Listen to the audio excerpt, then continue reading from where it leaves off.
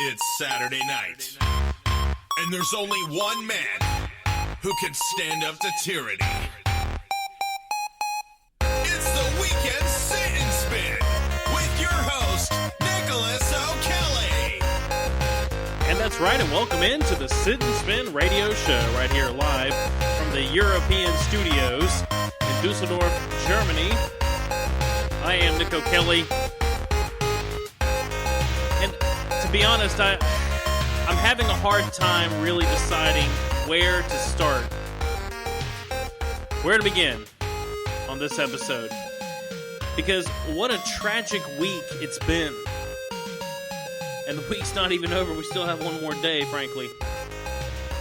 It started with the riots in Charlottesville. And of course, I'm sure that most of you at this point have heard about them. Hopefully you have. And extremely horrible situation. I mean, I think there is no better way to describe or talk about what happened in Charlottesville other than it was a horrible event, a tragic event. In fact, I think that those words were mirrored by our president when he came out and said that this was a horrible event. And what was actually said in furtherance by the president was that blame was to be applied to both sides of the situation. Now, of course, we're going to talk about this tonight, and I think that it is very important to understand that when you say there's plenty of blame to go around, I mean, I'm sure that you have heard, as a listening audience, that phrase used many, many different times by your parents, by your peers, by your teachers, by your colleagues, by your bosses. Someone in your group, maybe you're included in the situation, messes up, and the phrase is used, there's plenty of blame to go around. And what that means is that you can't pin the entire scenario on one party. You have to look at all angles of what happened and try to understand the events which led up to the main event, so to speak, which in this case in Charlottesville was, of course, a woman tragically losing her life after someone in a Dodge, I think it was a Challenger, or was it a Charger? I think it was a Challenger, rammed their vehicle into the back of another vehicle, which caused a lady to be pinned, and she was killed very tragically. Of course, that was the pinnacle of the scenario, but the events which led up to it was that first there was a protest going on because the people in Charlottesville were talking about removing a Robert E. Lee statue. And there was a protest against this, against the removal of the Confederate monument. And then we saw people in the Antifa group, counter-protesters, quote-unquote, as they're being called now, showing up to protest the people protesting the removal of the monument. And it just completely went berserk after that. And the fact of the matter is that many of these counter-protesters, and even some of the protesters, showed up to this event with helmets on, with baseball bats. The counter-protesters were throwing balloons filled with urine, filled with feces. These are not acceptable behaviors. And it's been mind-boggling watching the left defending these people, heralding them as protectors of the counter-protesters, lifting them up, putting them on pedestals, saying that what they did was heroic, that thank goodness they were there, that it turned out to be for the best, even though some of the people in the Antifa group actually had flamethrowers. And, I mean, this should never have happened, number one. But one thing we can't do is blame it on Donald Trump. I mean, obviously, had nothing to do with this situation. Didn't call for it to happen. I think if there is blame anywhere that can be applied, it should be applied to the police who stood down, and perhaps the mayor who called for the police to stand down, allowed the rioting to take place. And isn't this a problem that we've seen starting to repeat itself now over and over in these very public displays of protest where they turn into actual rioting, which, by the way, is a criminal act, okay?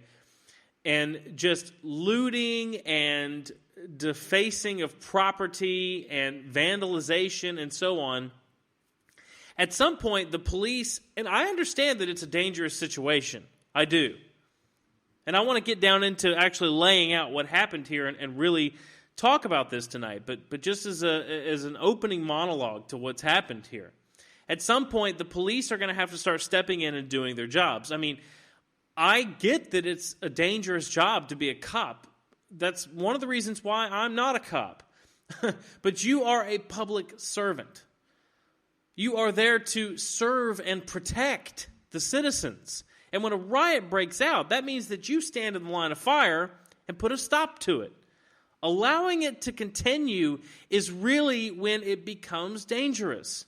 And not only did they allow it to continue in the case of Charlottesville, but they were actually herding the crowd into one another on their way into a gated-off area, supposedly, which was safe, but yet they were really just simply marching the protesters directly into the other group of protesters, with journalists in the middle of the whole thing, by the way, and bricks were thrown, clubs were swung.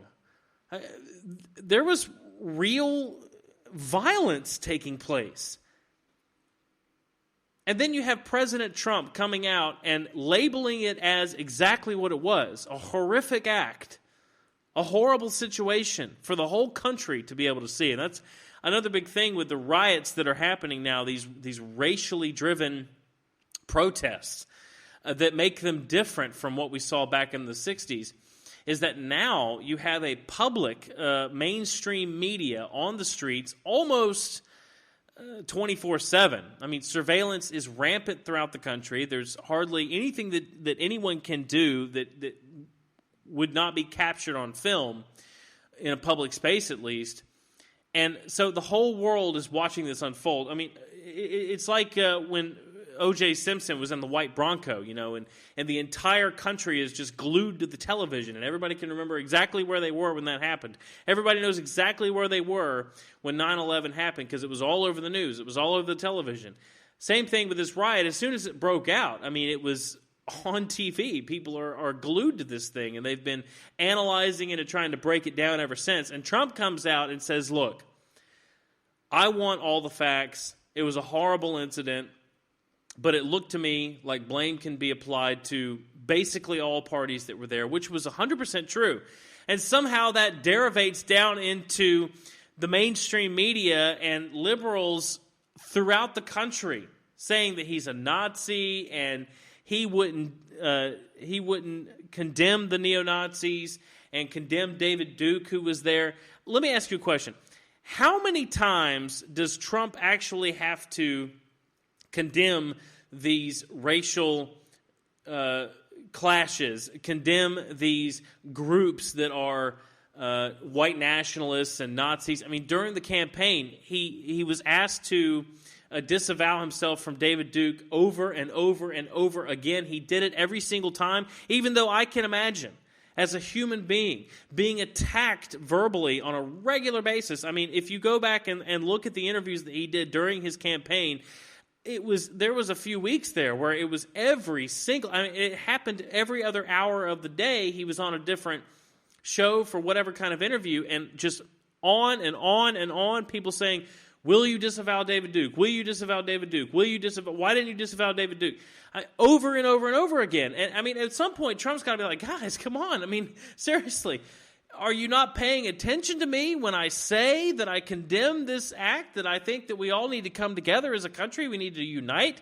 We shouldn't allow racial division to define us as a people, as a nation, when we've lived through the Civil War, when we've abolished slavery, when we have done so many different measures to try to bring the people together, to try to get rid of discrimination in the workforce, to get rid of discrimination in society as a whole. I mean, can we not say that as a nation, as a country, that we have taken steps to try to put everyone on an equal level playing field? I mean, I understand that there is still racism. Of course, some people harbor that in their hearts regardless. That there is still this class division in some cases, I guess. But, I mean, what more do we really have to do to try to get rid of it? And at some point, I think it's just that people want these social clashes for the sheer drama of it. It's like that they desire it. It's like they want to see it. It's like that they want to say, look, we haven't had enough racial fights lately. Let's have a race war. I mean, what more do we really need to do as a society before we realize that either people are going to have to stop talking about it and stop harboring hate in their heart, or we're Nazi. I mean, statements are simply not true. And I understand that it's a talking point coming from the mainstream media, but this is actually getting to a point of sheer lunacy, where you put a post on social media talking about how the removal of statues is that's not the answer to our problems.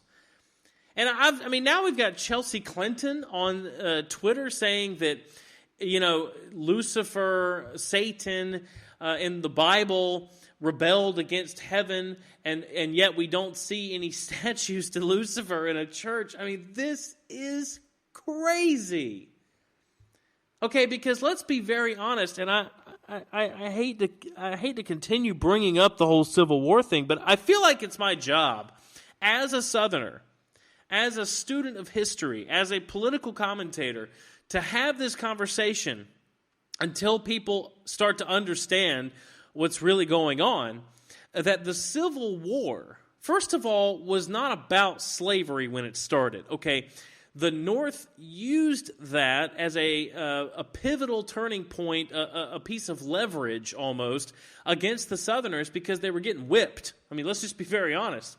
The Union boys were getting whipped up one side and down the other, and that's why they had to implement just dirty tactics like straight up scorched earth policies, torching the towns and the cities and the fields that they were marching through all the way through the South. And then they had to basically try to incite a race war in order to get leverage over the South. And that's why so many Southerners have this, lost sense of pride in what happened. We still refer to it as the War of Northern Aggression, not because we're racist, not because we wish we had slaves. And I actually saw that on social media a couple of times this week where people say the South only talks about the Confederacy, only has the Confederate flag around, only wishes they had won the war because they want to be able to have slaves, and they can't have it, and so they wish they had won the war so that they could have slaves. I mean, how unbelievably ridiculous is that? That is just such garbage.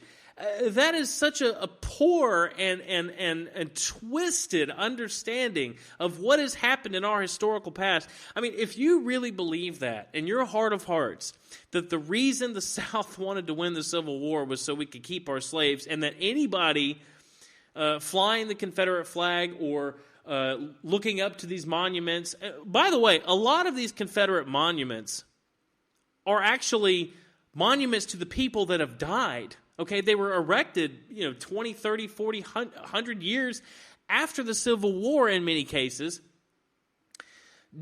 by daughters of the Civil War, by family members, by people who came together, because this was a very bloody war. There was a lot of people that died during the Civil War.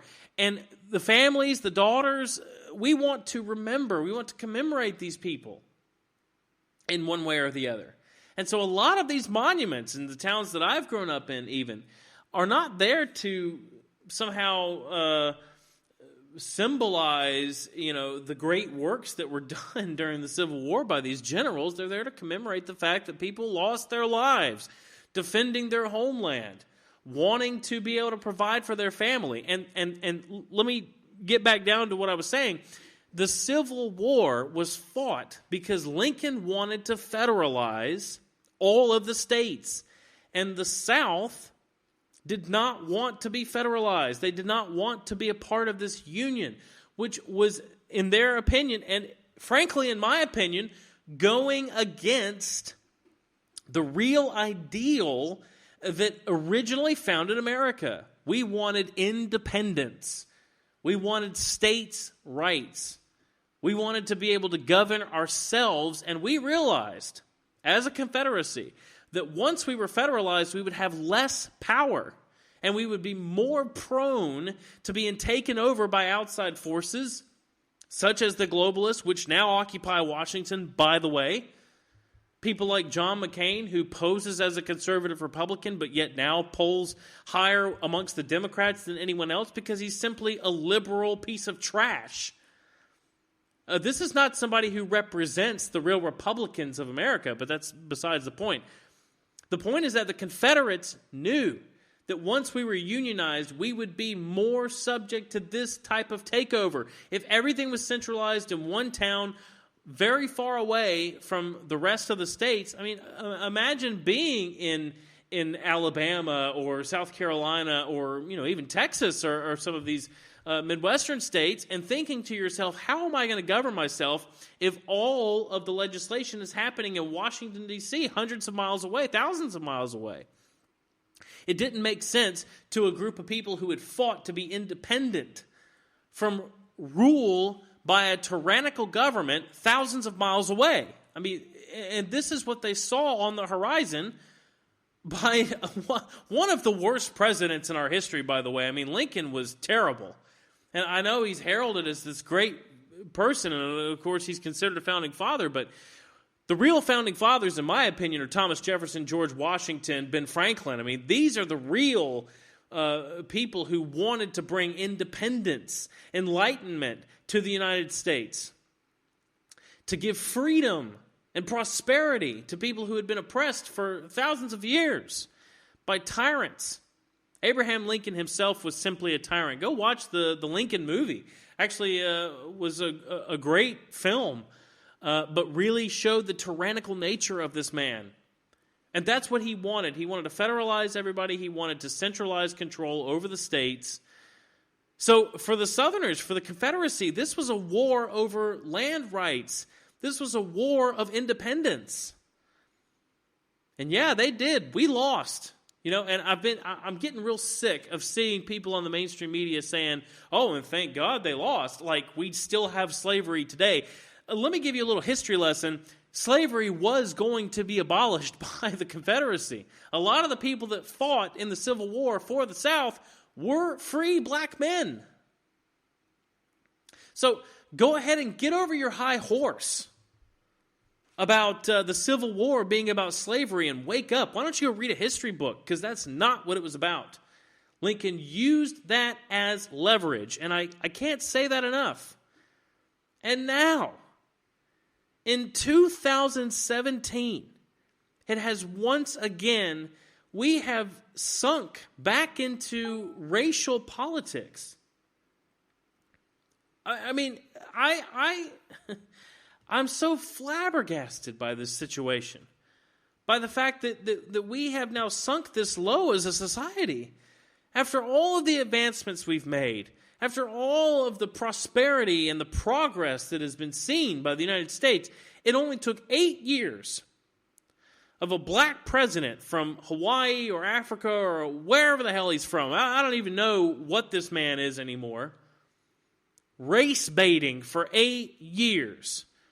Just decrying racial tension over and over and over again. This is what we have become. And you can see, and I agree, I saw someone, I don't remember if it was CNN or MSNBC. Yeah, it was Joe Scarborough, right? And what's Mika Brzezinski talking about how this was a low point for the United States. And I agree with that. It absolutely is a low point. It's a sad, disgusting point that we're seeing in this time, this day and age, when we should be able to rise above these issues. And yet, it's all we can talk about. Although it's been quite effective in getting rid of the topic of Russia, has it not? We've entered now into a dystopian future, ladies and gentlemen, the one that was prophesied in 1984. I can't believe that 1984, such a fantastic novel, is these states and live, and we will be stuck in an ever-repeating present, exactly as George Orwell said it was in 1984. I mean, we've completely forgot about Russia. We've forgotten about ISIS, even though terrorist acts have even taken ever. At what point will we simply forget about the past completely? Sorry. And then at what point are we going to realize that we can't just erase the past because there are bad things in it? We have to remember it. We have to learn from it. That's what these monuments are. We're not worshiping these statues as idols. But they're there to commemorate the people who have lost their lives and to remind us now of the issues that we had in the past so that we can rise above them and learn from them in the future and right now in the present.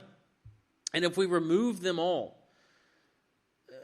then the state's neo-Nazis for sparking the unrest in the college town of Charlottesville, where rival groups fought pitched battles using rocks and pepper spray after far-right protesters converged to demonstrate against a plan to remove a statue of a Confederate war hero.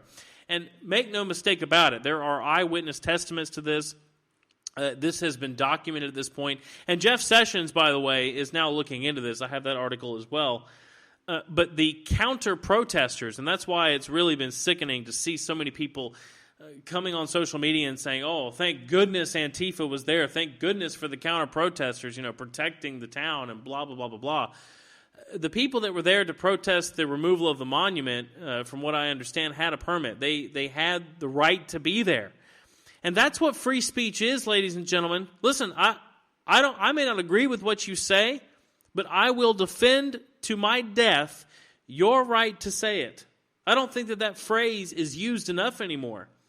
And that's literally the absolute foundation of our democracy, of our republic, is the right to be able to freely speak your mind, to be able to protest things that you don't agree with, whether other people agree with you or not. That's what free speech is.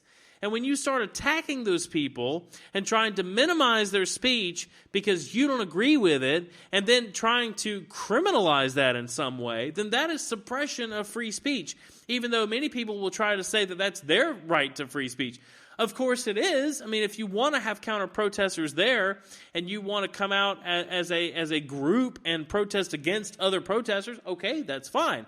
But when it turns violent, that's when the Constitution does not protect you. The Constitution does not say that you have the right to hurt other people because of their free speech.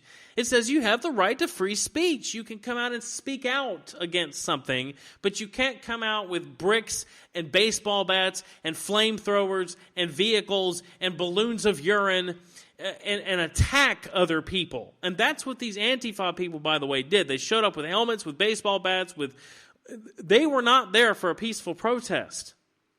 Okay? They were there to incite violence. And I wasn't there, so maybe the neo-Nazis started it as well. But that's what Trump was trying to say, was that there was blame to go around on all sides. We had Virginia Governor Terry McAuliffe, a Democrat, declared an emergency and halted a white nationalist rally. Governor blamed. The Washington Post also had an article, "One dead as car strikes crowd amid protests of white nationalists gathering in Charlottesville. 2 police die in helicopter crash." Chaos and violence turned to tragedy Saturday as hundreds of white nationalists, neo-Nazis, and Ku Klux Klan members actions or the stands that they take. I don't think that a lot of the things that are said by the neo-Nazi groups and so forth are correct. I don't agree with them, okay? But again, if you show up with riot gear, then you're not planning on a peaceful protest. And I've got so many articles here. It's just really, this week has been crazy. Hours later, 2 state police officers died when their helicopter crashed out the outskirts of town. Officials identified them as Burke M.M. Bates of Quinton, Virginia, who was the pilot, and H.J. Cullen of Midlothian, Virginia, who was a passenger. State police said that their Bell 407 helicopter was assisting with the unrest in Charlottesville. Bates died one day before his 41st birthday. So that's from the Washington Post. But then it really took a terrible turn when this car crashed into him. And I have read differing reports on what happened with this vehicle. Because, of course, now you have Wolf Blitzer and the mainstream media, Anderson Cooper and so forth, coming out saying that the events in Charlottesville, that there are now copycat artists in Europe, and that was what led to the attack in Barcelona, which I think is frankly a complete falsehood. I mean, you want to talk about fake news. This is what we're saying when we call the mainstream media fake news, when they come out and say that an ISIS terrorist attack where they drive a vehicle over a curb and mow a bunch of people down is somehow a copycat of the Charlottesville person who rammed their car into a crowd. Now, one report that I've read, and again, I wasn't there, so I can't. All I can go off of is the many different reports I've read about this situation. But we did see part of the windshield bashed in on the vehicle that drove into the crowd. And so the thought is that someone came with a baseball bat, smashed their window, and then the driver, in a state of panic, then accelerated into the crowd, which would make a little more sense than what actually happened, because if they were attempting to cause the most damage, which is what a terrorist would have done, which is why it's ridiculous that Wolf Blitzer would say that the terrorist attack in Barcelona was somehow a copy of the one in Charlottesville. If they were trying to incite the most damage, they would not have run into the back of a car. They would have driven into a group of people, as happened in Barcelona. But what we saw here, and you can go watch the videos, is that the car backed up and then rammed into a vehicle directly in front of it. And this is what pinned the lady between the two vehicles. Again, very tragic, but we have to look at the facts here. The windshield was busted in on the left-hand side, the passenger side of the vehicle. Left-hand side from the front of the vehicle. If you're sitting in there, it's the right-hand side. The passenger side of the vehicle had the windshield smashed in, meaning that clearly someone had tried to attack the car, and this was before the car rammed into the vehicle. So again, the account that perhaps they smashed the windshield and then the driver drove into the crowd, not excusing anything, just saying that could be some explanation for it rather than saying it's a terrorist attack. I don't think that's really what happened.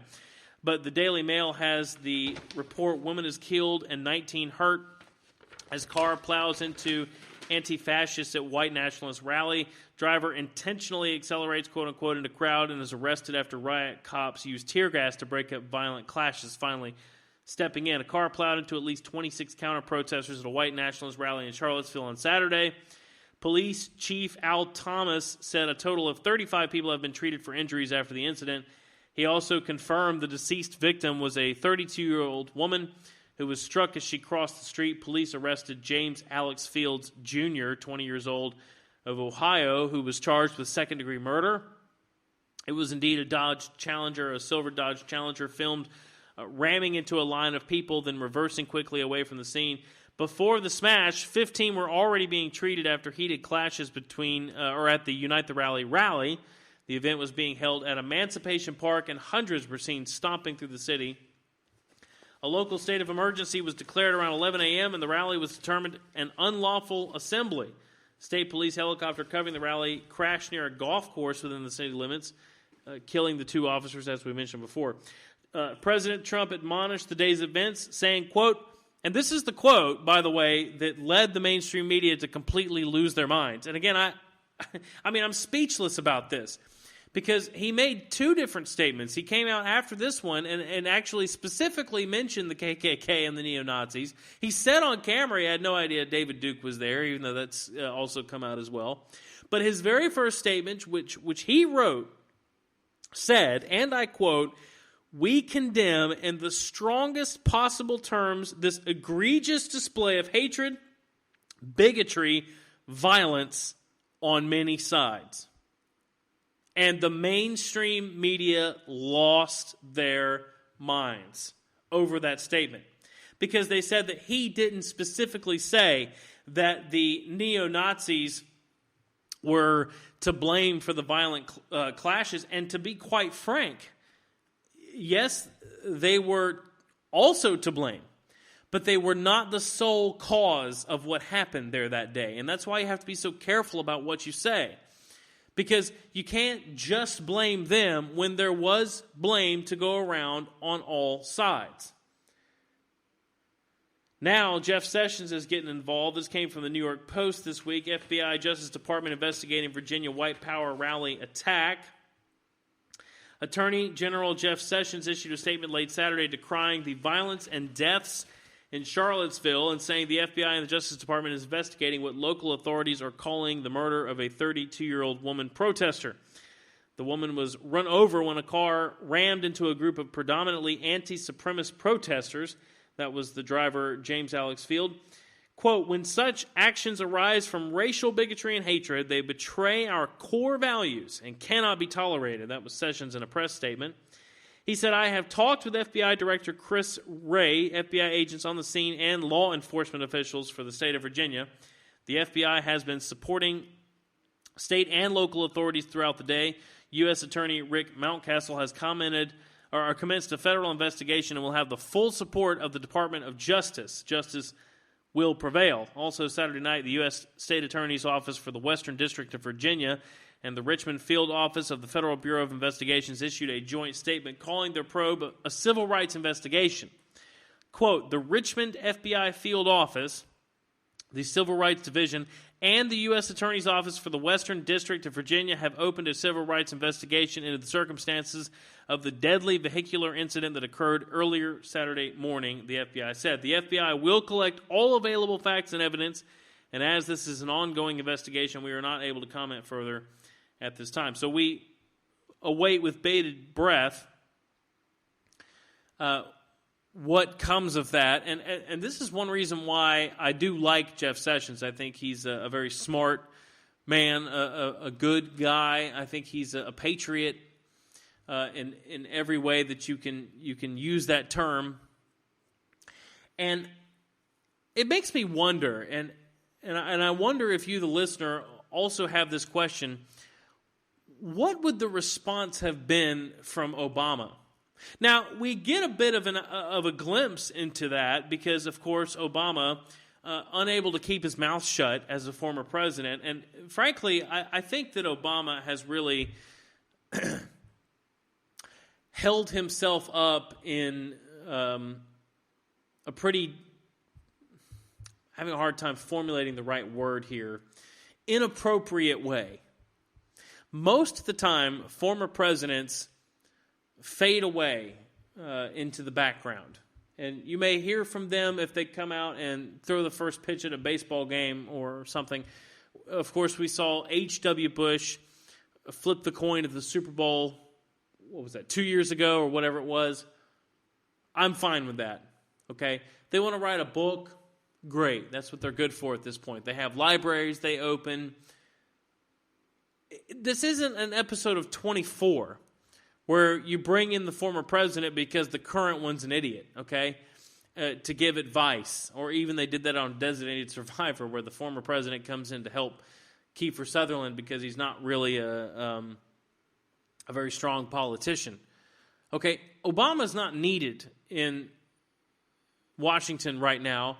And frankly, I don't understand why they didn't go back to Chicago. I think it showed from the very beginning when he was first starting to or beginning the transitional period for Trump, okay, he made the comment that he was going to stay around, that he wasn't just going to leave and fade away. He was going to be relevant. And I feel like that's what this man is all about. He's an attention hog, okay? He's an egocentrical maniac.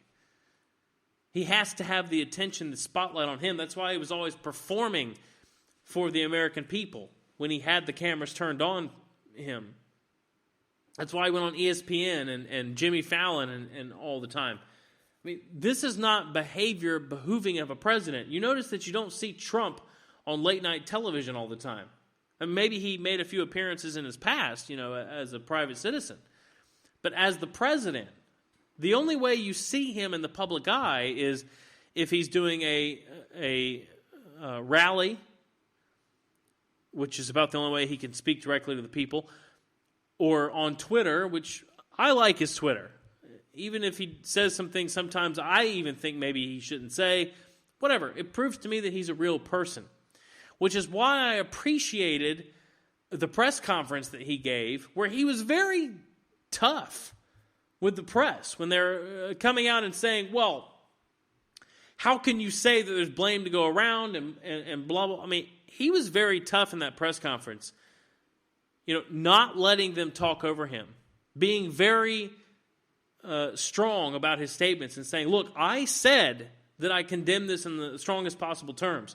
He said, I didn't know David Duke was there, but I didn't want to come out and make a quick statement.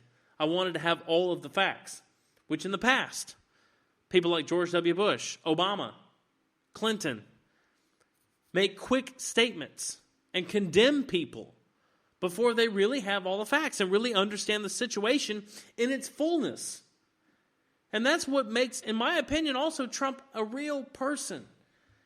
Because he wants to retain his reputation, even though the media is trying so very hard to completely destroy it. He wants to keep that reputation.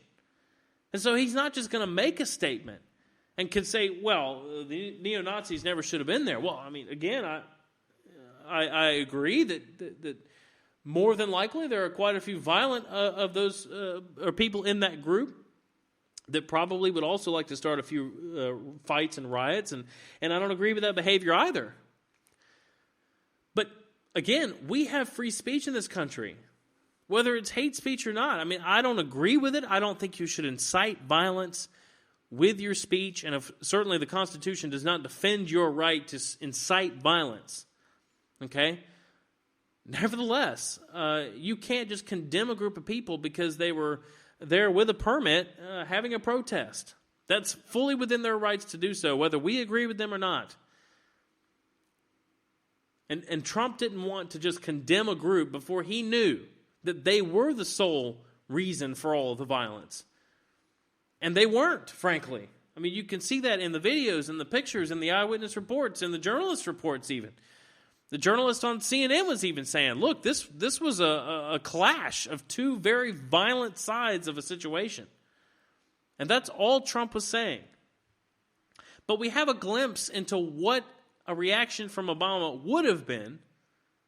And of course, it's more race baiting. I mean, I'm not trying to lead up to some reveal here that you don't know what I'm going to say. I'm not trying to build the dramatic tension here. You can bet your bottom dollar that Obama would have been race baiting from minute one, because that's all he ever did in the White House. Tell me a time when Obama was not inciting racial division in this country with any event that took place. Saying that, Trayvon Martin could have been his son and that was him and blah, blah, blah, blah. Before and that was, keeping in mind, that was before he had all of the actual evidence. And the Brown situation that started this whole Black Lives Matter deal, once again, Obama condemning the police, saying that there needed to be police reform because all they ever did was attack black people. Even though it came out later that Michael Brown attacked the cop, that he lunged for his gun. But Obama didn't care about the reality of the situation. He wanted to use it to incite racial division, to get people up in arms against one another. And believe me, that's what the Democratic Party now wants to do. These globalists in Washington, they want you, the American people, fighting amongst one another over something as trivial as race, because they know that a lot of the stupid people in America will succumb to this, that they will result to it. Even though we have overcome this. I've never owned slaves. My ancestors never owned slaves. Nobody at that protest last weekend has ever been a slave, owned a slave, or has any family that was ever a slave.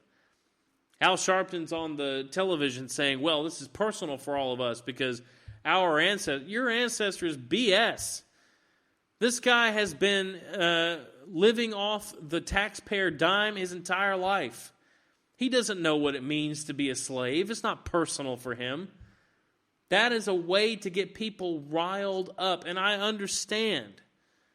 that the ancestry of this makes you want to not forget about it because you don't want it to happen again. But we don't have slavery in this country anymore. The question comes up all the time, is slavery still relevant? I think it is in the sense that we don't want to see it happen again, and so we don't want to forget about it, which is why I'm totally against removing monuments. But the founders of this nation were slave owners. It was the norm at that time, and I'm not condoning the actions. Of course, it was an egregious act against an entire population of people. But it doesn't change the fact that that was the norm back then. That's the way it was. So what, are we just going to throw the Constitution out the window? We're going to throw the Bill of Rights out the window? We're going to bring a dictator in here and just go back to having slave camps and all? Because, hey, I mean, the Founding Fathers did it, so clearly we're no better. I mean, that's what they're saying, right? That white people's ancestors owned slaves, so clearly we're as bad as they are, and so what? We just need to give up on ourselves and not rise above it? We just need to consider ourselves slave owners and take the blame and the guilt for it? Why can't we move past it? Because we don't do it now, because it's not presently a concern. Why can't we move past it? And again, I understand that it's an ancestral thing, and people are still, feeling the effects or whatever as a black community. Man, of course, I'm not black, so I can't sympathize on that level. But what black people today have been slaves in their lifetime and have any inclination of what it was actually like to be one? You get what I'm saying here? I mean, we live in the lap of luxury in America. We've become so spoiled that we're once again literally fighting over history. I mean, it's unbelievable. I mean, slavery is relevant today in the world, but it's relevant in areas of the world where it actually exists, like in North Korea. And I think even still areas of Asia, Africa. I mean, okay, but not in America. Nowhere in the West, in fact. But Barack Obama addresses racist Charlottesville rally with Nelson Mandela. Quote from Deadline.com. I mean, this guy, it blows my mind that this guy cannot keep his mouth shut. And how inappropriate of him to come out and make a statement like he's still the president here. It totally undermines Trump and his agenda for Obama to say anything when Trump's trying to unite the nation and say, look, just because this is a racial issue does not give the counter-protesters the right to be violent against those who were protesting. You can't just come out and be violent just because you don't like what they're saying, and then Obama comes out and says, yeah, but they're all Nazis, so we need to kill them anyway. Following a delayed and controversial response by Donald Trump to the white supremacist rally in Charlottesville, Virginia, former President Barack Obama has spoken out about the gathering and subsequent violence. While never directly saying the word Charlottesville, which is funny that he can't ever seem to label anything what it is, the 44th POTUS quoted one of his heroes, Nelson Mandela, in a trio of tweets spotlighting foundations of racism and hate. Obama hasn't tweeted since July 19th, so you can see how he is carefully choosing his moments to be in the spotlight. So the timing, it says in Deadline, clearly implied he was sharing his thoughts on the events in Charlottesville. And these are the tweets. One said, no one is born hating another person because of the color of his skin or his background or his religion. People must learn to hate. And if they can learn to hate, they can be taught to love. For love comes more naturally to the human heart than its opposite. And it wasn't just him. Joe Biden decided to jump in as well by saying there is only one side, hashtag Charlottesville, once again. Refusing to call it for what it is. That there was violence on all sides, regardless of the justification, regardless of whether or not you agree with what was said or what was done. Violence happened on both sides, and that's not appropriate. Okay? It's not appropriate to just start rioting because you don't like what people are saying or doing. Hillary Clinton also came out and said, "My heart is in Charlottesville today, and with everyone made to feel unsafe in their country." Yeah, because we feel so unsafe in the United States. I mean, frankly, you've got terrorism rampant in Europe. And I'm going to be honest, I'm here in Germany right now. I'm not concerned for my safety on a day-to-day basis in this country, but I have to be very honest that it is very disconcerting. I mean, there was a stabbing in Germany this week as well. In fact, it happened the same day as the Barcelona attack. It happened in Wuppertal, which is very close to me. And the train station attack that happened, the terrorism attack that happened here in Dusseldorf, which took place in our train station that I go to on a very regular basis just a couple of months ago, was a man from Wuppertal, and now another stabbing in Wuppertal. Barcelona is not so far away. Hamburg, where the riots and violence was going on, not so far away. Berlin, during the Christmas markets, the car ran through the group of people. The cars have become the modus operandi of ISIS attacks here as of late. London also, not very so far away. I mean, let me be honest. There's a concert coming up in November. The Gorillaz are coming to Dusseldorf, and I want to go to this concert. They were in Cologne a couple weeks ago playing the new album. They're going to be playing it here in November. I wanted to go to Cologne, but at the time I thought, well, we'll just go to Dusseldorf. Why not? They're going to be in town, just up the road from where I'm staying. I want to see them in concert. Let me tell you why I'm not going. Because of the attack that happened in London. I hate it. I mean, I don't want to define my day-to-day actions based on whether or not there's going to be a terrorist attack. But what else am I supposed to do when there's major attacks happening in concert halls and venues? The venues here are very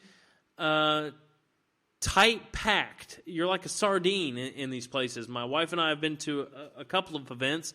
We went to a concert in Cologne just a couple months ago as well to see Blackberry Smoke. It was a very tightly packed concert hall. There's no chairs. It's all standing room only. Not the best concert-going experience that I've ever had. I have to be very honest. I don't know if they just don't really get the music industry here or what the problem really is, but that seems to be the way it is in most of the concert halls. And the one the Gorillaz are going to be at is also the same here, where it's basically just standing room only. You can't buy seats. There is no seats. Are no seats. I don't want to be stuck in that kind of situation welcoming an attack. How sad is that? How disgusting is that? But let me tell you, I have never felt like that in the United States. I feel like it here because there's been an attack every other weekend. They have open borders in Europe. They have a lackluster police force here. I don't feel safe. It sucks, but it's the truth. We're cruising out of Barcelona in 2 weeks, 2 weeks from yesterday. We're going on a Disney cruise around the Mediterranean. I've been waiting for this for a year. We've had it booked for a year. And now all of a sudden there's a fire being started on the Barcelona airport. There's a strike going on at the airport. And there's a terrorist attack a few blocks away from the hotel we're going to be staying at. Now, how do you think that makes me feel? I've never felt like this in the United States.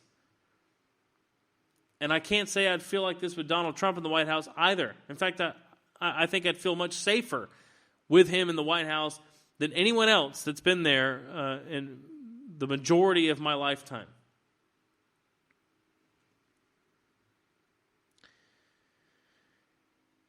And yet Hillary Clinton says, "My heart is with everyone made to feel unsafe in their country." I don't feel unsafe in my country. I feel unsafe in Democratic-controlled cities where the mayor instructs the police to stand down rather than curbing the violence, rather than stopping the riots. That's where I feel unsafe, Hillary. I'd feel very unsafe if she was in the White House, especially with a comment like that. Police stand down blamed for violence. The mayor also involved. This coming from the New York Times. Hurt and angry, Charlottesville tries to regroup from violence. Brittany Kane Conley, a minister in training at Sojourners United Church of Christ, arrived in downtown Charlottesville on Saturday morning expecting that there might be violence. But what began as a rally of white nationalists in a city park soon spun out of control, resulting in melees in the streets and the death of a 32-year-old woman. On Sunday, Charlottesville tried to recover as the police in particular came in for criticism at church services. Pastors urged their congregations to fill their lives with love, not hate. The downtown mall, a pretty pedestrian plaza, was unusually quiet. At Emancipation Park, where the so-called Unite the Rally had been planned for Saturday around a statue of Confederate Robert E. Lee, city's workers picked up the trash. But if Charlottesville was grieving on Sunday, it was also questioning. Governor McAuliffe fiercely defended the police in an impromptu sidewalk interview, noting that many of the demonstrators were armed. Again, many of the demonstrators, not just the neo-Nazis, and saying the officers had done great work in a very delicate situation. But others, including a couple of people here, I'm not going to name them because I don't know who they are, openly wondered if the violence could have been prevented. There was no police presence, quote unquote, says Miss Kane Conley. We were watching people punch each other. People were bleeding, all the while police were inside of barricades of the park watching. It was essentially just brawling on the street and community members trying to protect each other. Many cities, among them St. Louis and New Orleans, have wrestled with what to do about Confederate monuments. Like them, Charlottesville was the home of University of Virginia, of course, was founded by Thomas Jefferson, has been navigating this terrain, and you have people saying, how do you reconcile public safety and the First Amendment? It goes on and on. I'm not going to continue. This is one of those op-ed pieces, but anyway, all of a sudden, now we are seeing that the police could have done something, but they didn't. And yet this violence, this clashing of culture, is being used to rewrite history throughout the country. Now, I ask you, is that the appropriate response to this? That we just forget our history and throw it out the window? And just allow this to continue to go on? And allow this clash in Charlottesville to erase our history completely in the South? I mean, the Northerners have wanted to squash the Confederacy since they won the war. Okay? That's why we call it the War of Northern Aggression, because that's what it was. But now we're going to let them take away the monuments because they're claiming that we're racist?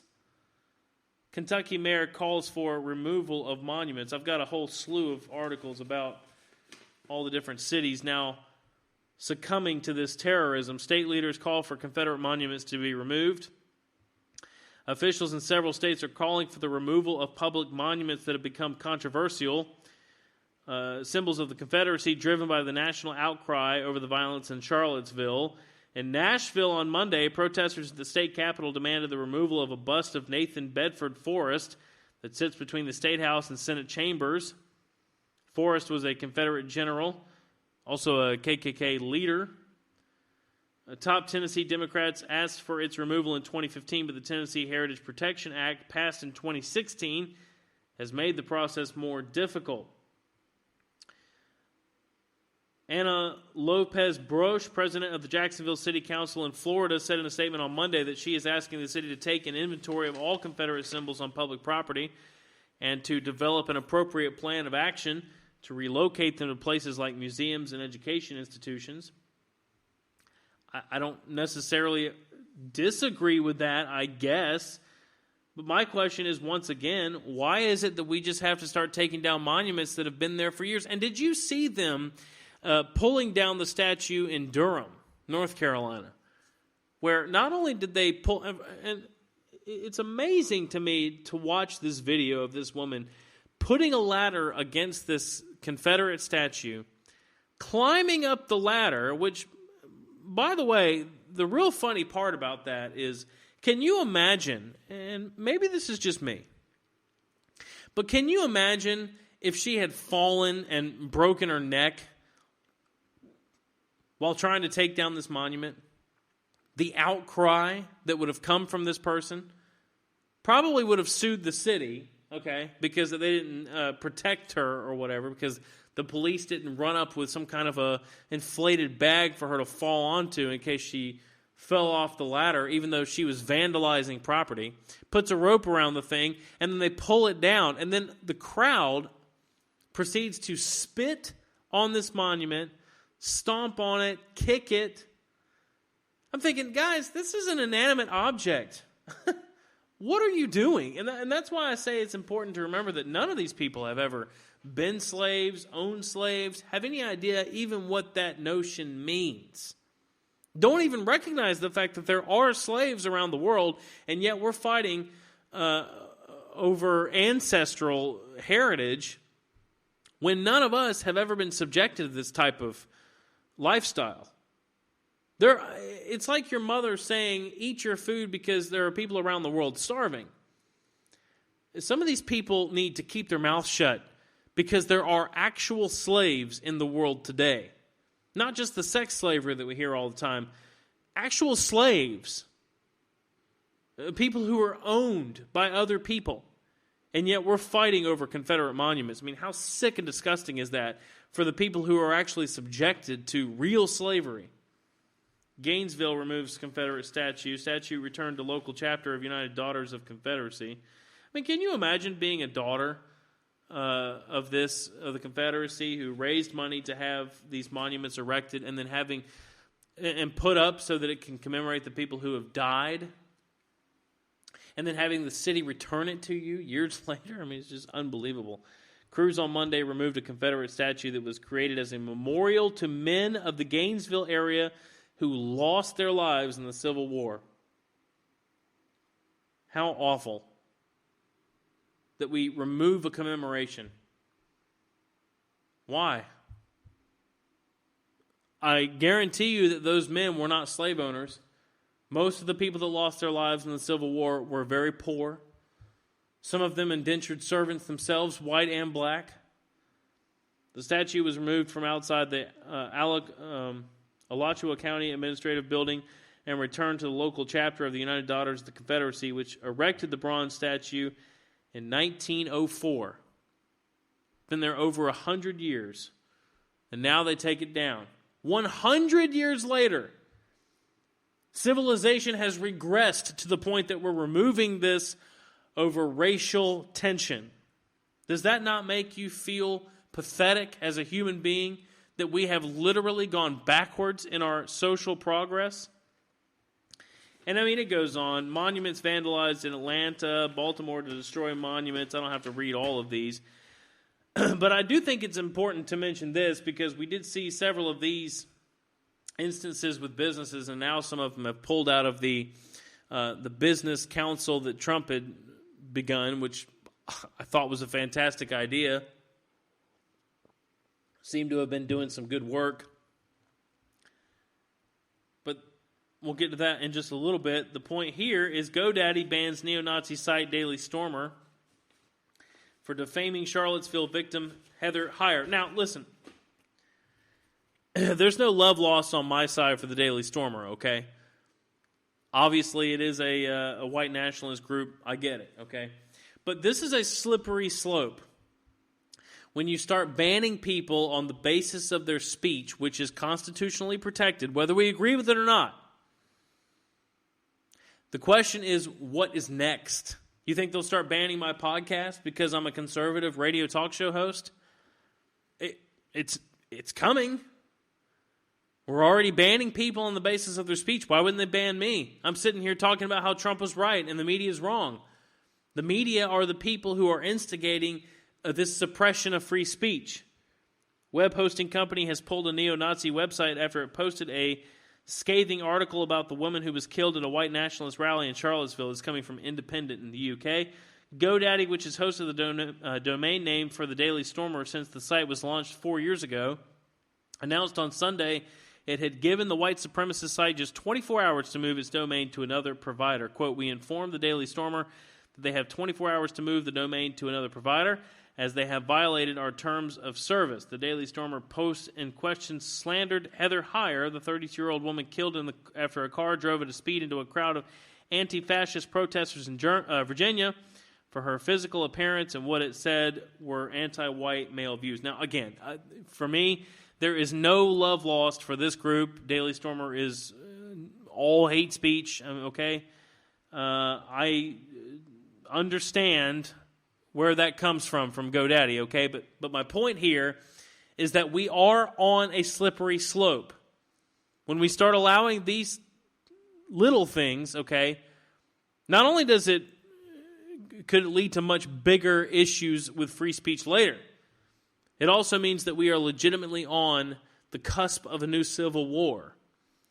When there is so much racial tension, so much division in the country, and we can't blame this on Trump. I mean, I heartily offer to you, the listening public, that this comes from 8 years of race baiting in the White House by Barack Hussein Obama.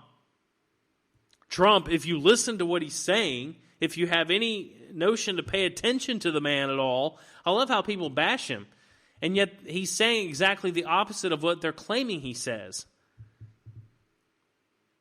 But all the while he's trying to bring the country together, the country, it seems like from the left, wants to be divided. And therefore, I believe that we are on the cusp of a new civil war. Michael Savage warned against this in his book, Stop the Coming Civil War, which is a fantastic read. And what amazes me, I love Michael Savage. I love his writings. They remain relevant to this day. Go read Trump's War. Go read Scorched Earth. Go read Stop the Coming Civil War. These books are still relevant today. Now, I've got a couple of audio clips here. Limbaugh agrees with me, says we are on the cusp of the Civil War. Take a listen. America is under attack from within. Our culture, our history, our founding are under the most direct assault I have seen in my life, and I'm sure it's the same with you. We haven't seen anything like this. You might even get away with saying that we are on the cusp of a second civil war. Some of you might say that we are already into it, that it has already begun. However you characterize it, though, we are under attack from within, and it's being bought and paid for by people from outside America, in addition to inside. I'm thinking of people like George Soros and any other number of international financiers whose objective it is to take the United States out and down as a superpower, to literally erase the United States as a powerful or super powerful nation. Now, folks, in order to defend America, which I believe is incumbent upon all of us, in order to defend America, you have to begin knowing our history. If you're going to defend the United States of America, you have to know our history. You have to know the purpose of the United States of America. You have to know unequivocally and proudly the United States' place in history. And that is why erasing and distorting our history is crucial for the left to succeed. None of this that is happening on the left is random. None of the riots, none of the protests, they are not the result of the left being offended by individual acts. For example, Antifa didn't show up in Charlotte because they found out something was going to happen that offended them. They showed up in Charlotte to create mayhem and cause hell. They showed up in Ferguson, Missouri to do the same thing. They showed up in Baltimore to do the same thing.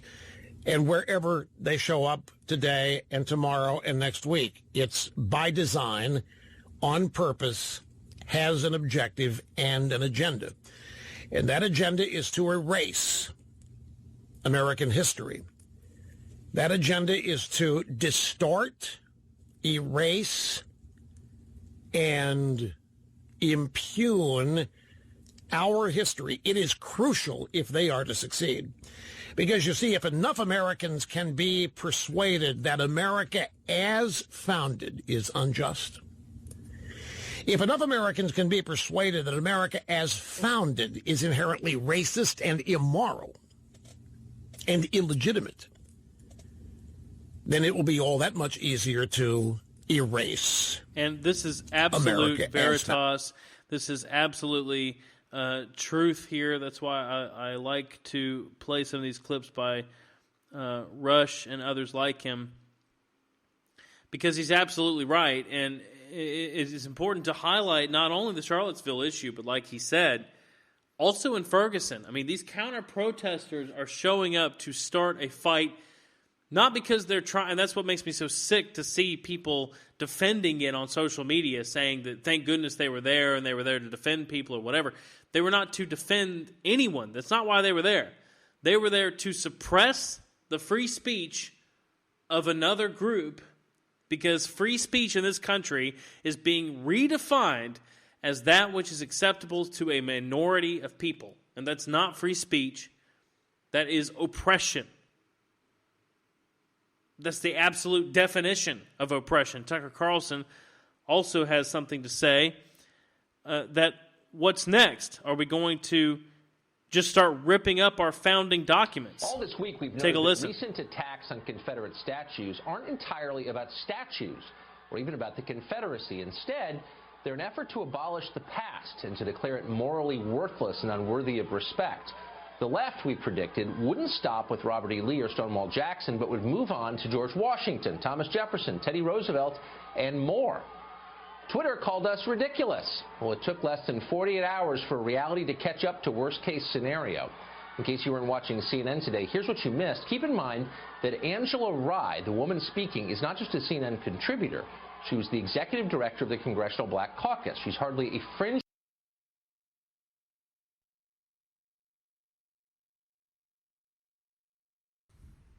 All right, well, let's stop playing there.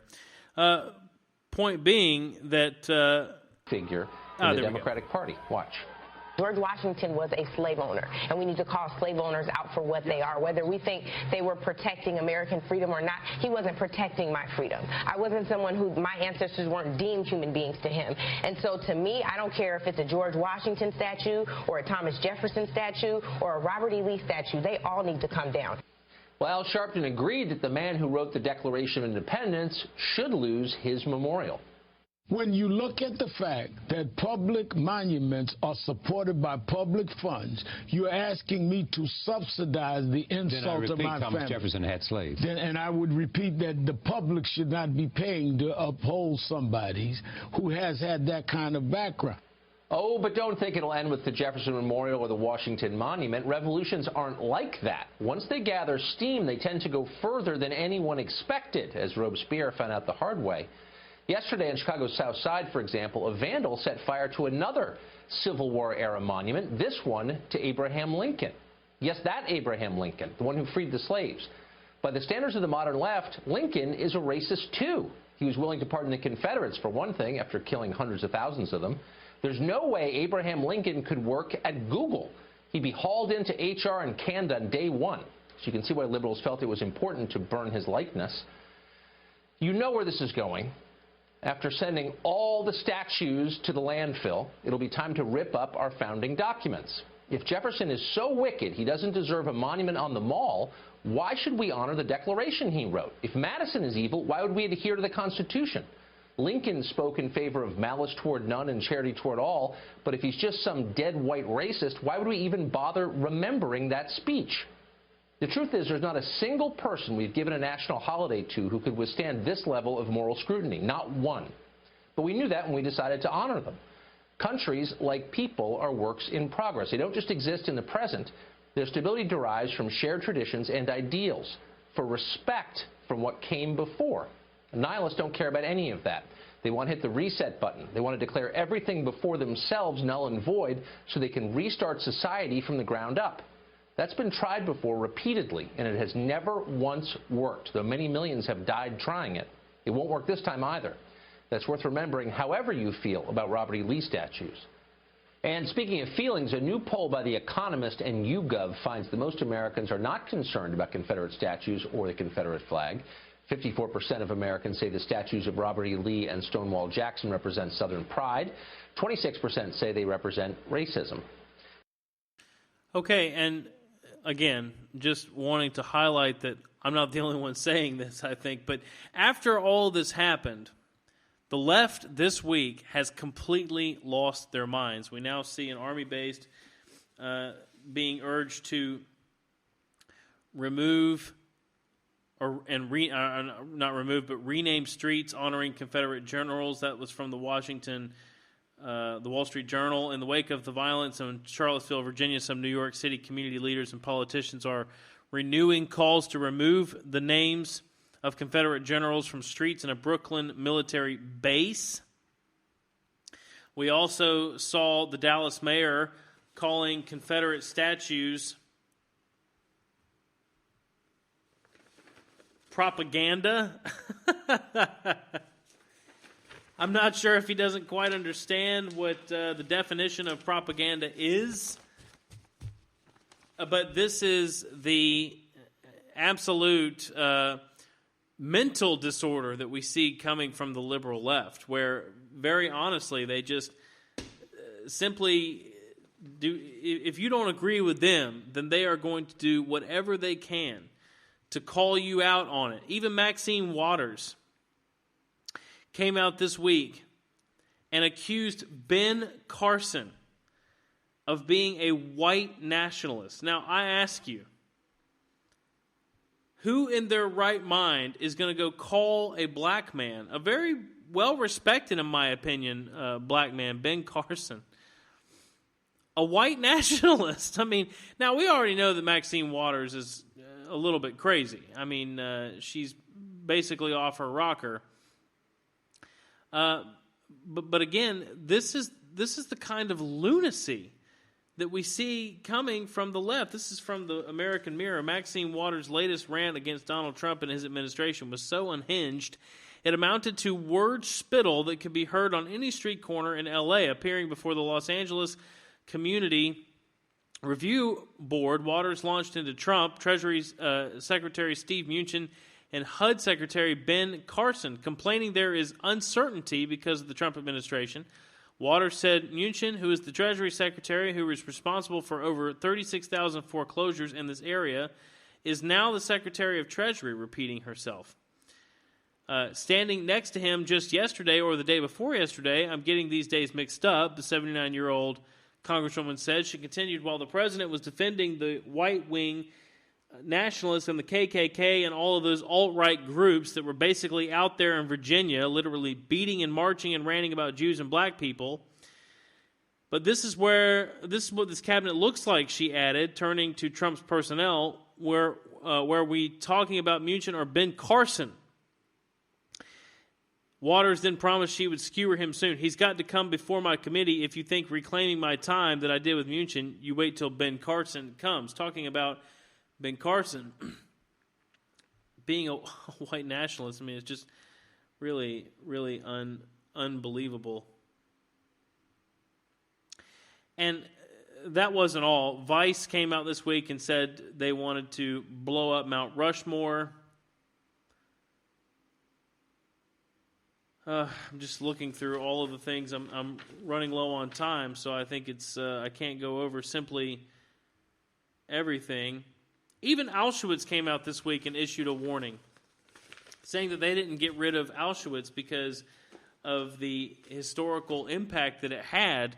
They kept it as a museum so that the German people could learn from this. Trump also coming out this week attacking the removal of Confederate monuments, which in my opinion he should, because like I said, I strongly believe that it is not a good idea to go around just removing all of these monuments just because they, for whatever reason, offend some people. But the New York Post has the article.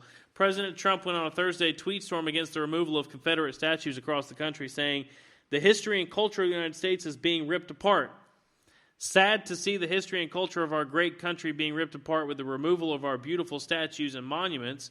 You can't change history, but you can learn from it. Robert E. Lee, Stonewall Jackson. Who's next? Washington, Jefferson? So foolish. And then, of course, like I said, right after that, Vice came out and said that we needed to blow up Mount Rushmore. You can take a listen to Charles Krauthammer saying that we're teaching the next generation a one-sided and sort of destructive understanding of history. Columnist. Take a listen. So, Charles, I understand why some people are offended by Confederate monuments, but my concern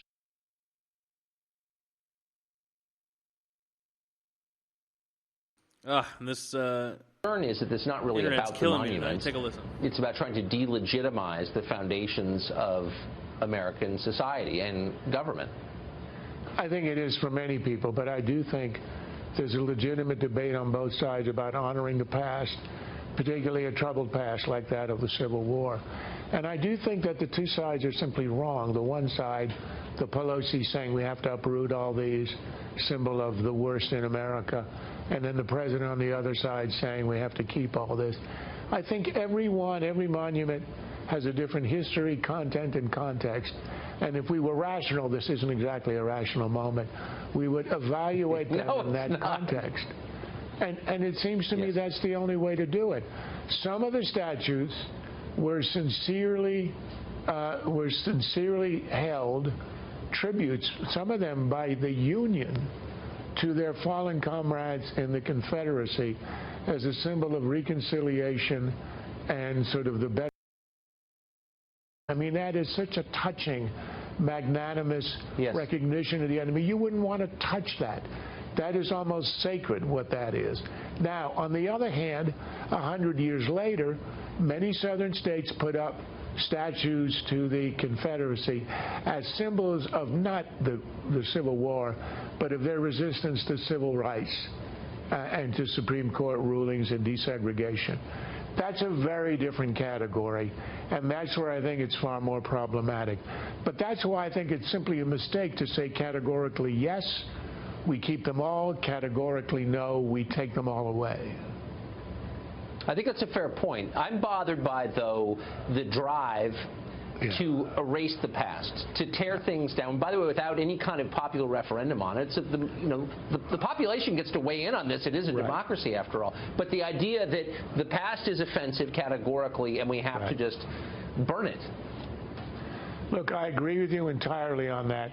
Although I do think the problem is less statuary than it is pedagogical. Our problem is we're instilling in our children an understanding of our past, which is a patho-history. All of our sins, the Indians, African Americans, slavery, women, it's a history of oppression, which is such a one-sided and sort of destructive understanding of history that you get a generation who come out of it and think, what's left, what's worth defending? That's where I really worry. Less about the monuments, which are sort of a reflection of that. But that's where I think we have to start to rebuild a kind of civic culture and an appreciation of the glory of American history with all of its flaws and its uniqueness. That's what previous generations were raised on. That's what the greatest generation was raised on. And now we're raised with a generation that is confused. Because only stupid people with emotional problems become humanities professors. Somebody needs to subsidize impressive people going into that business, I think. Maybe you will. I would round up the English professors and send them to Guantanamo. They could do a lot of teaching down there. I agree. That's a joke, Charles Krauthammer. Thank you very much. No, it's a joke. That's right. But think about that for a second. I mean, is that not the truth that we're starting to teach? What message are we sending now to the next generation of people, that it's okay to just destroy everything that you don't agree with in the past? And then, like George Orwell said in 1984, eventually we'll be living in an ever-repeating present where we don't remember anything and we don't learn from anything. We just simply live in this new politically correct present, which is approved by the party, as he called it, but in this case, of course, the liberal left Democratic Party. Just to kind of tie off this knot here, and then we're going to move on to two more things before I have to wrap up the show. CNN posted a map on August 17th showing the location of approximately 1,500 Confederate monuments and official symbols in the U.S. The map will no doubt serve as a hit list for the frenzied workers, World Party members, and others seeking the removal and destruction of Confederate statues in city after city across America. CNN reports roughly 1,500 Confederate symbols still exist on public land more than 150 years after the conclusion of the Civil War. It explains that 718 of the Confederate symbols are monuments and statues. The outlet embedded a Southern Poverty Law Center CNN map of the U.S. in the article, a map complete with green, blue, and red dots to signify the locations of the Confederate symbols. Now, if this is not race baiting, if this is not trying to incite more riots, I mean, talk about copycat issues, why would CNN post a map of more statues after what we saw in Charlottesville? Wouldn't you want to try to keep the public, to keep the idea of causing riots and going to these places and starting to stir up trouble? In Asheboro, North Carolina, where I grew up, there is a Confederate monument outside of the courthouse. My dad was telling me that there was a protester even there in that small town of 30,000 people protesting that Confederate statue, and that they've even had talks about removing it, but it, like so many others, is just simply a war memorial commemorating the people who lost their lives, and therefore the city council won't remove it, and so they should not. All right. Now, this week there was also more terror attacks in Europe, as I alluded to earlier.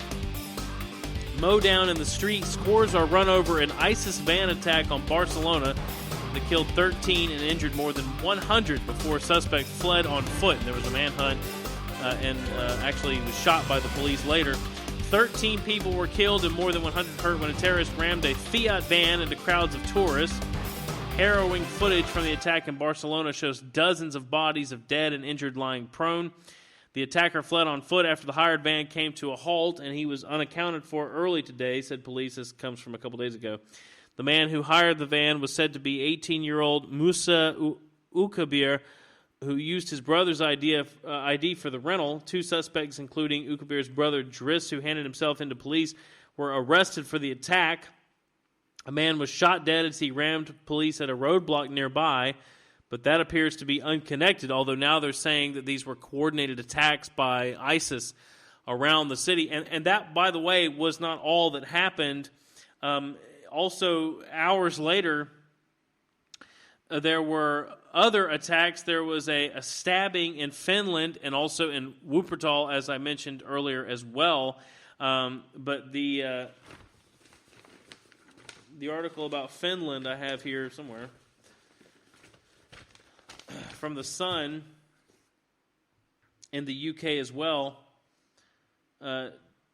talking about what happened there. But ISIS has claimed responsibility for the massacre in Barcelona of 13 innocent pedestrians after a terror attack in the heart of Barcelona. 3 Germans were among those killed, Spanish media reported. They were also Greek and Belgian nationals among the dead.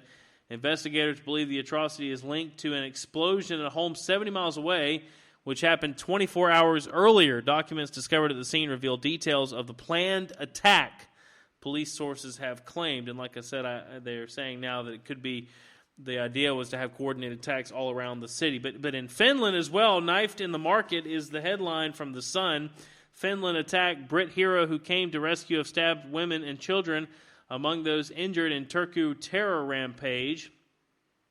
2 women were stabbed to death in the streets of Turku, with police revealing 6 others were injured, including several men who came to the aid of the victims, including a woman with a pram. The British man suffered minor injuries after being caught up in the rampage, with police saying the 18-year-old suspect from Morocco, like those involved in the Barcelona terror attacks, had appeared to target women. Both women killed in the attacks were Finnish, with others injured, including an Italian national and 2 Swedes. Superintendent Krista Granroth of Finland's National Bureau of Investigation said, quote, "We think that the attacker especially targeted women, and the men were wounded after coming to defend the women. One man was injured trying to help a victim, and one man tried to stop the attacker. 8 people were injured, ranging in age from 15 to 67, with 3 victims still in intensive care. Finnish police said in a statement, quote, "The act had been investigated as murder, but during the night we received additional information which indicates that the criminal offenses are now terrorist killing." They're always slow to call it a terrorist attack, even when ISIS comes out and takes credit for it, which is what's so scary about these issues, that the authorities won't call it for what it is. But this also, in my opinion, highlights why the people trying to take away gun rights in America for fear that it makes society more dangerous, and the fact that Europe's already been disarmed is really just more propaganda.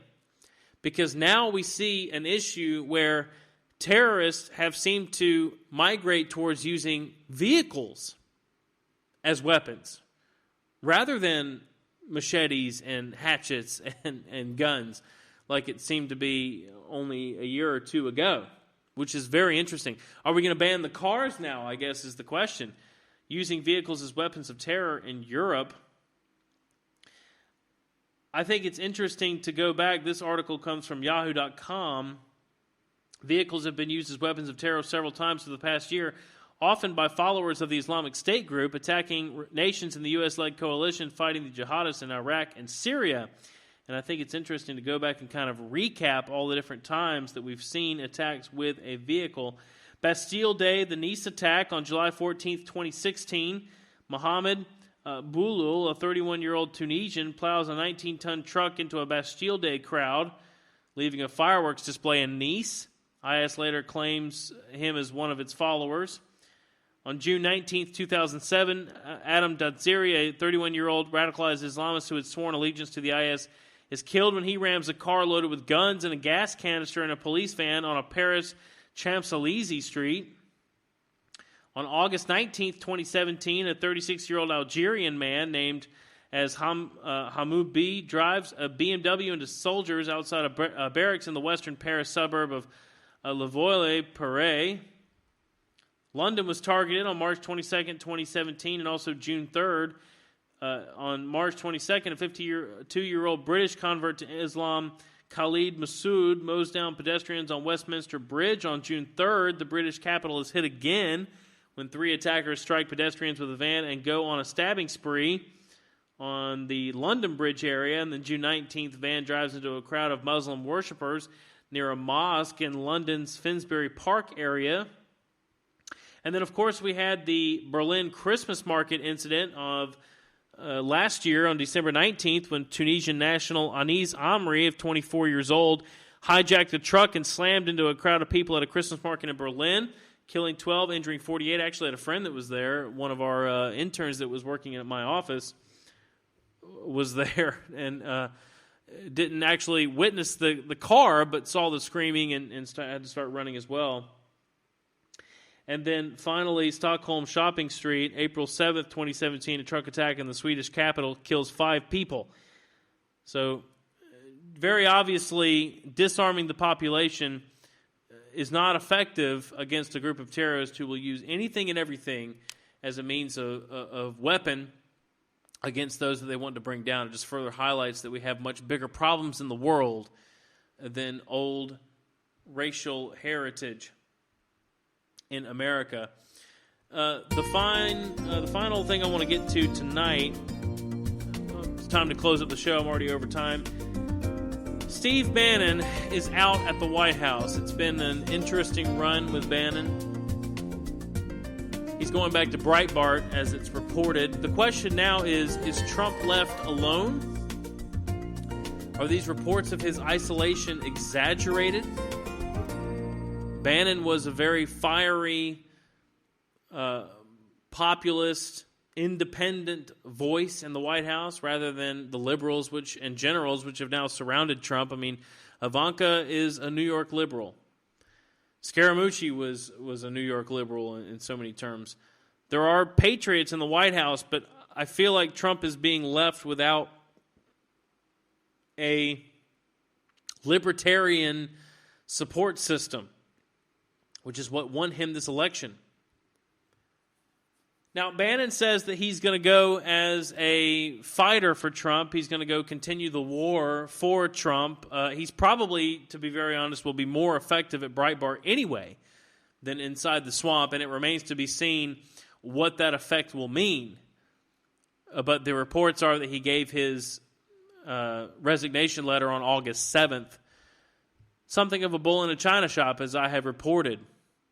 I wish that the barfly Kellyanne Conway would get out of the White House, but these continual staff changes definitely don't. I'd like to see some stability, and maybe that's what this means. Maybe General Kelly is finally bringing some stability to the White House administration. But like I said, it's a little disconcerting because Bannon was that support structure for Trump, who actually agreed and supported his agenda and helped and encouraged Trump to get through some of this independent libertarian legislation that he's fought so hard for. But this is from the New York Post. Top presidential advisor and nationalist bomb thrower Steve Bannon is out of a job, the White House said Friday. Chief of Staff John Kelly, quote, and Steve Bannon have mutually agreed today would be Steve's last day. We are grateful for his service and wish him the best. That comes from Sarah Huckabee Sanders. Kelly had earlier wrapped up a review of the West Wing staff, and the former Breitbart editor, the voice of the alt-right, who had the president's ear, was the first casualty. Quote, Bannon had one hell of a run, tweeted Matt Drudge, who first reported the story. Bannon had been on the gouts with Trump's before for grandstanding and stealing the spotlight, but the president suspected he was one of the main leakers in the administration, trashing his colleagues in news reports. The notoriously thin-skinned president resented the publicity Bannon had been getting as the supposed mastermind of Trump's campaign and upset victory. I love how they spin this stuff to make it just sound like it's total propaganda, but anyway. Point being, I don't want to continue that article because it sounds like trash, but the point is, Bannon's out. What are we going to see next? I to be very honest, I have no idea. I wish I could tell you, but it remains to be seen. So we're going to have to keep watching, keep waiting, keep hoping, and keep praying for President Trump because these are dark times indeed. History is being rewritten. Free speech is being suppressed. We have a fighter in the White House who's trying to retain our prosperity, who's trying to bring back the engine of our prosperity and maintain our Constitution. And the liberal left is doing nothing but trying to suppress it as quickly as they can, as fast as they can, as much as they can. I'm Nick O'Kelly. You've been listening to the Sit and Spin radio show. Glad you could join us tonight. We do it every Saturday, 4 o'clock Eastern Standard Time to 5:30, 10 o'clock German time. And we'll see you next week. Have a good one. Let's try to have a peaceful week, can we? We'll see you then.